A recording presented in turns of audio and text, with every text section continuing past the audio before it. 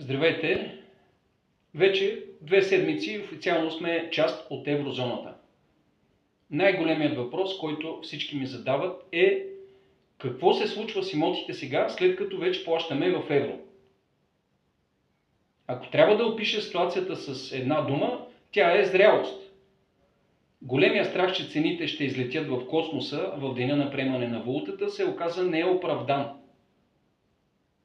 И затова си има едно много просто обяснение. Представете си, че до вчера сме измервали температурата в стаята си с термометър с показания в Целзий, а днес го променяме с такъв в Фаренхайт.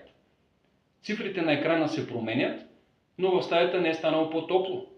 А същото и с еврото. Това е просто една различна и по-стабилна метрика. Цените скочиха не само заради самата валута, а защото сме част от едно по-голямо европейско семейство, където правилата са по-ясни. Но нека погледнем цифрите в началото на 2026 година и какво се случва на пазара. В София средната цена се установи от порядъка на около 2500 евро на квадратен метър, като в престижните райони и новите сгради с АК 16 често достига и 3000 евро. В София в момента е като билет за премиера. Скъпо е, но всеки иска да е там, защото възможностите са най-големи. В Русе виждаме една много приятна златна среда. Цените варират от около 1100 до 1300 евро на квадратен метър, а пазарът е спокоен и изключително подходящ за хора, които търсят сигурност и добър стандарт на живот без излишно напрежение.